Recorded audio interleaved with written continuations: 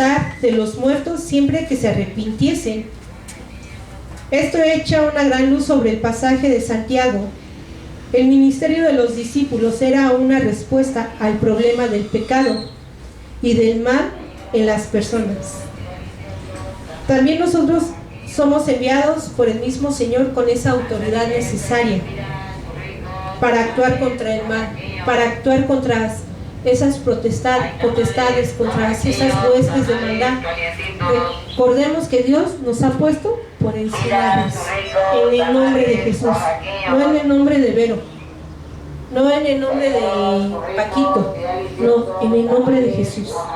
Es como se va a llevar a cabo la obra de Dios.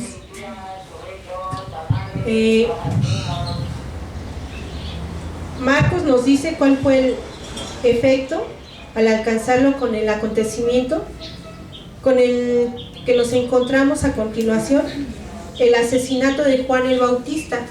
Aquí vamos con Juan el Bautista. El relato comienza en el versículo 14, citando el efecto que tiene el ministerio de los 12 discípulos. El rey Herodes, vamos a leer de una vez 6:14, y ahí es cuando nos va a hablar con relación a Juan el Bautista. Oyó el rey Herodes la fama de Jesús, porque su nombre se había hecho notorio, y dijo Juan el Bautista ha resucitado de los muertos, y por eso actúan en él estos poderes. Otros decían es Elías, y otros decían es un profeta, alguno de los profetas.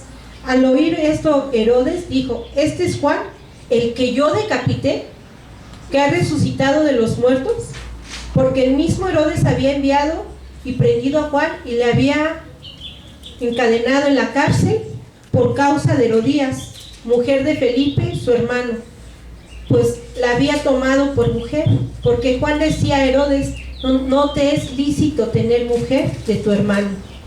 Pero Herodías le acechaba y deseaba matarle y no podía, porque Herodes temía a Juan, sabiendo que era varón justo y santo. Dice, porque Herodes temía a Juan y sabiendo que era varón justo y santo, y le guardaba salvo, y oyéndole se quedaba muy perplejo, pero le escuchaba de buena gana. Entonces había conocimiento de parte de Herodes hacia Juan. Él conocía a Juan. Hay dos cosas que marcan el éxito que tuvo el ministerio de los discípulos al ir al lugar, de un lugar a otro. Uno, el primer lugar fue ensalzado el nombre de Jesús, el cual muestra lo fiel que fueron aquellos hombres en su comisión, porque conocían a Jesús.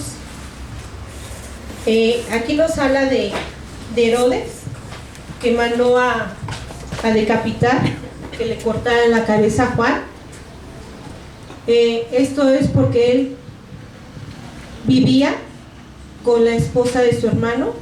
Dice, vamos a una historia más abajo, dice, esta es una historia espantosa de odio de una mujer y de la debilidad de un hombre. Herodías era una mujer amargada que odiaba a Juan por haber descubierto la maldad de ella, de modo que se esforzó siempre por destruirle. Pero de algún modo Herodes se había sentido atraído a Juan y le gustaba ir a escucharle. Pues imagínate cómo no le iba a gustar irlo a escuchar si dice que Herodías era una mujer con mucho odio, ¿no? Yo creo que un hombre no está satisfecho escuchando a una mujer que esté hablando pura maldad. Por eso a veces se sale, ¿no? Cuando escuchan que una está de negativa, que está con malos pensamientos, ¿qué dice el hombre? Mejor luego nos vemos, ¿no? Ahí te quedas. Así podemos ver cómo era Herodías, ¿no? Dice que era una mujer malvada. Y recordemos que de la abundancia del corazón habla la boca. Entonces, mejor se salía Herodes y dice que escuchaba a Juan, le prestaba atención. Dice, todo esto aconteció en un formidable castillo llamado Masa, en la parte este del mar muerto, cuyas ruinas existían todavía hoy. Se puede visitar los calabozos y ver dónde estaban las cadenas enganchadas a las paredes y dónde, sin duda, Juan el Bautista debió estar prisionero. En aquella ocasión, según leemos en esta historia, Salomé bailó ante su presencia y al rey le complació, jurándole que le concedería lo que ella quisiese. Por petición de su madre, pidió la cabeza de Juan el Bautista, que le fue entregada en un plato. Herodes muestra su debilidad en todo lo que hace en este relato. O sea, cómo es que no había pudor, ¿no? O sea, cómo es que fácil, ¿no? Pídeme lo que quieres, ¿no? O sea, la cabeza de una persona. ¿Cómo habría esa frialdad? ¿Cómo es esa frialdad, ¿no? Y lo podemos ver en este tiempo. Por dinero, ¿qué hacen los que andan matando a gente en la calle? Mandan las cabezas, ¿no? Aquí la mostraron en un plato, ¿no? Pero aquí en la actualidad las dejan tiradas, las dejan colgadas, ¿no? ¿Cómo es ese demonio, ¿no? Eso es satánico, demoníaco, ¿no? Tener ese corazón, esa sangre fría, yo creo que ni sangre, ¿no? Esa maldad en el alma. Y eso es lo que había en esa mujer. No le importó matar a Juan el Bautista para salirse con la suya, que era vivir en una forma perversa. Marcos nos cuenta este incidente porque explica el motivo por el que Jesús envió a sus 12 discípulos. Ahí es cuando Jesús comienza su ministerio. Empieza a enviar, dice, a sus 12 discípulos a predicar. Justo cuando Juan fue arrestado, Jesús comenzó su propio ministerio en Galilea. Ahora que Juan había sido decapitado, Jesús envía a los 12 para que continúen el ministerio de Juan. ¿Y qué es lo que hacía Juan? Arrepentíos, porque el reino de los cielos se ha acercado. Juan los llevaba al arrepentimiento de pecado. Y ese es el propósito de salir a predicar, que las personas vengan al arrepentimiento de pecado, que las personas sean sanas. Antes, sobre todas las cosas, que sean sanos, que se arrepientan de sus pecados, para que las personas sean, ¿qué? Salvas.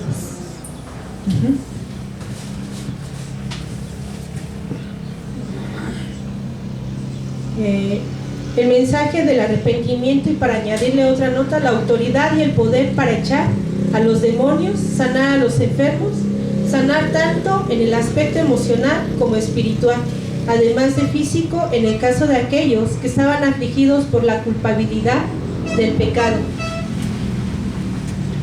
Encontramos al Señor enseñando a estos discípulos lo que ha de ser el mensaje completo del Evangelio. En ese momento eran hombres ignorantes y no sabían nada de su muerte inminente, ni de su resurrección, ni siquiera sabían quién era. Lo único que sabían era que Dios estaba obrando en Israel y que era preciso que los hombres llegasen al punto de reconocimiento de su necesidad, y entonces Dios comenzaría a obrar en sus vidas. El punto principal es que vengan a reconocer la necesidad que tenemos en Cristo Jesús, esa necesidad que yo tengo de que Dios perdone mis pecados, que Dios me lave y me limpie. Ahora tenemos el gran privilegio de que Dios nos lave y nos limpie a través de su sangre preciosa que fue derramada en la cruz, la sangre de Jesucristo. Y el ir a ese arrepentimiento, el tener verdaderamente esa necesidad.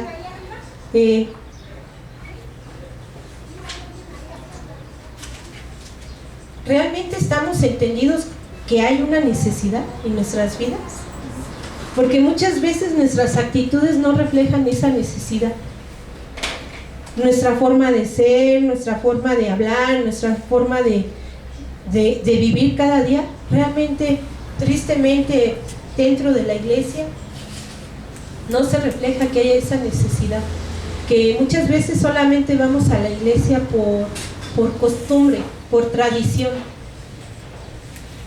pero no porque realmente haya una necesidad, que haya un cambio en mi vida, que haya una sanidad, que haya una libertad, que Dios nos hace libres a través de su palabra. Y entonces a veces nos comportamos como la gente del mundo, ¿no? Pues voy el día domingo a la iglesia porque pues es el día que me toca ir, ese es el día, pero realmente no porque haya esa necesidad en mi alma, en mi corazón, ese entender que yo necesito escuchar la palabra de Dios, porque es la que me va a enseñar, es la que me va a instruir, es la que me va a guiar,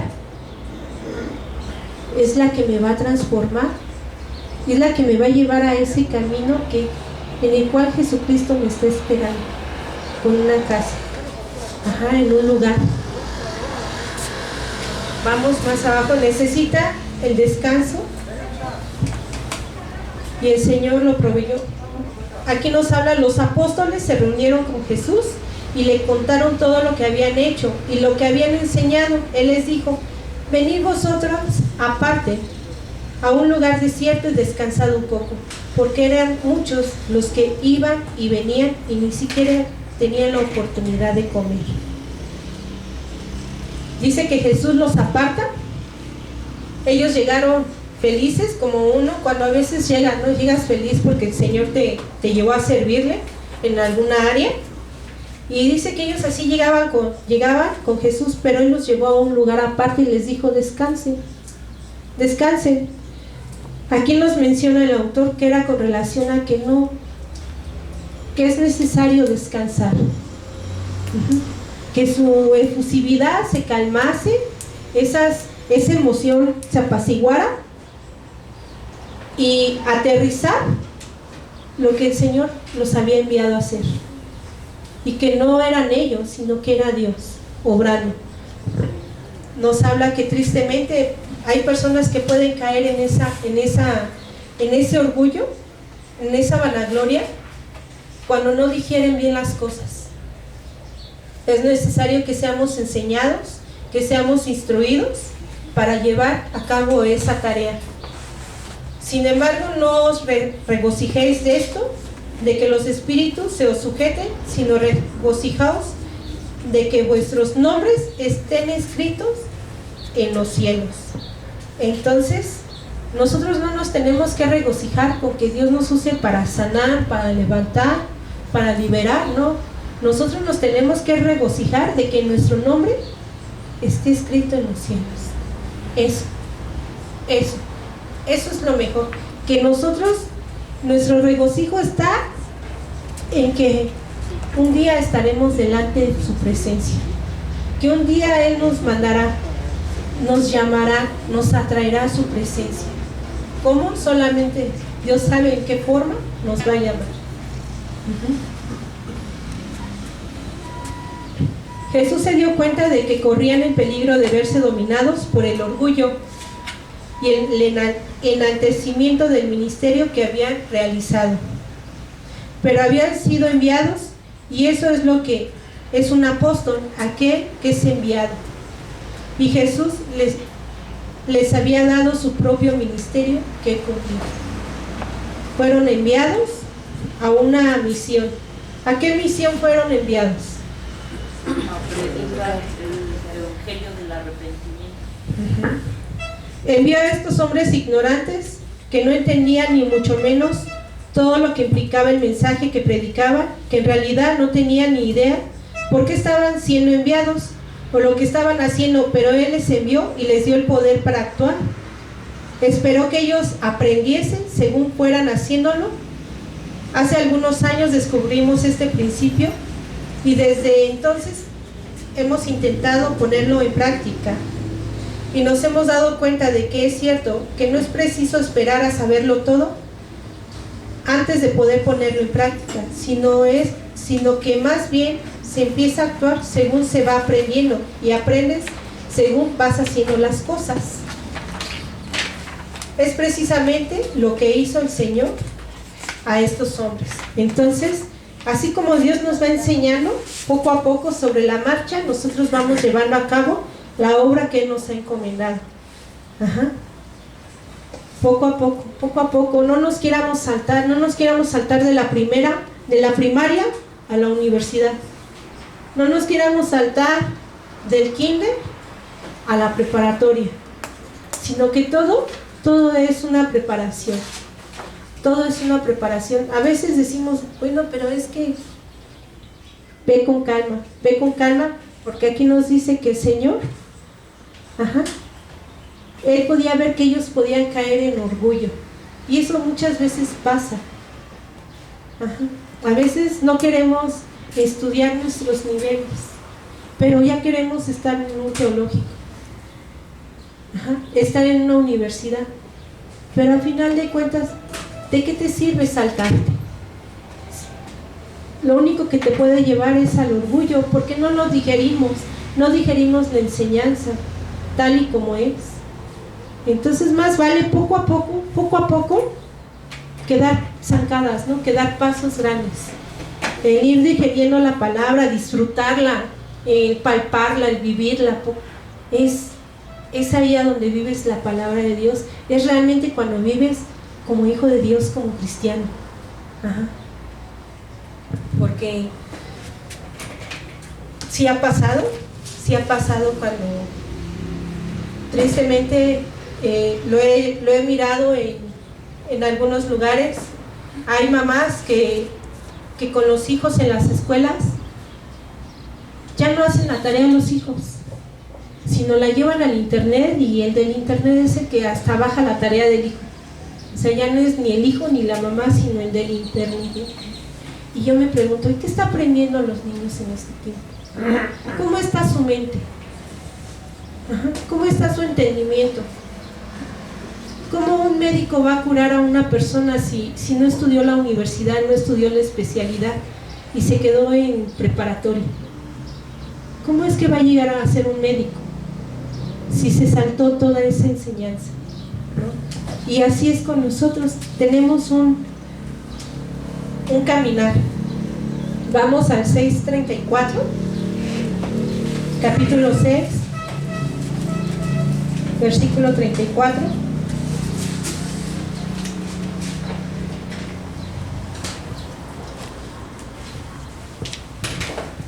Vamos al 30, alimentación de los 5,000.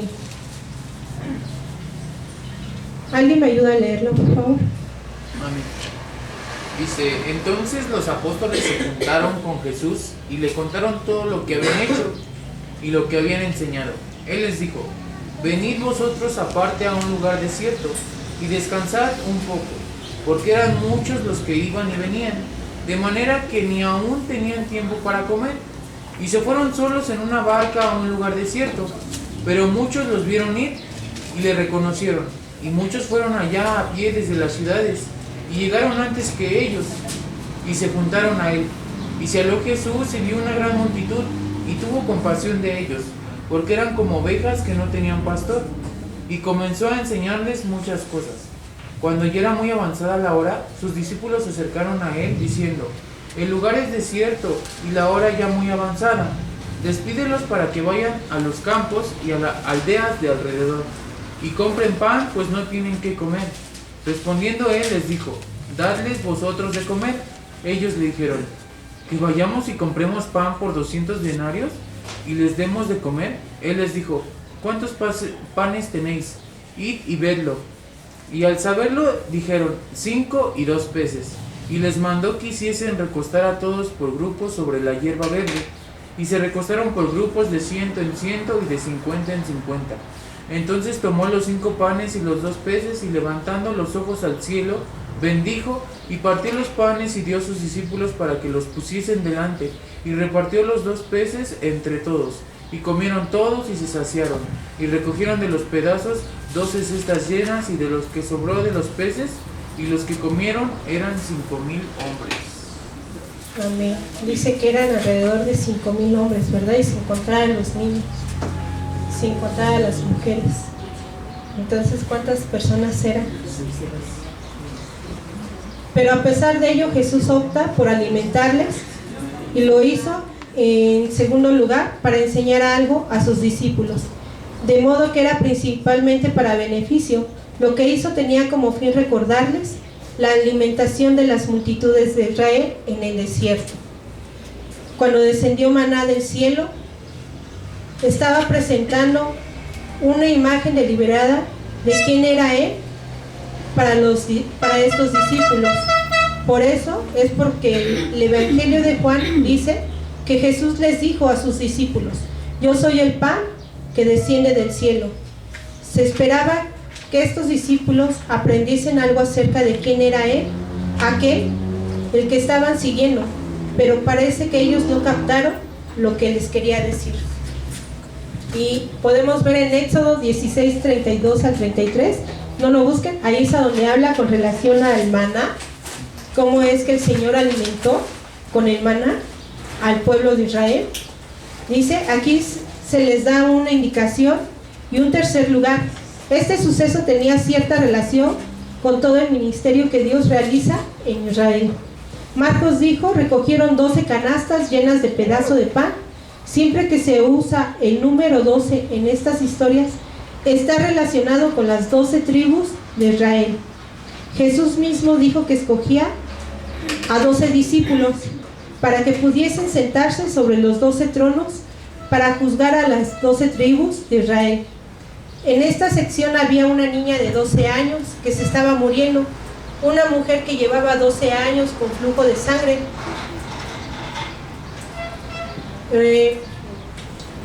padeciendo de hemorragia, y ahora se recogen 12 canastas de pan. Esta es una manera que tiene Jesús de recordarle a sus discípulos que Él es el prometido, que ha venido a Israel.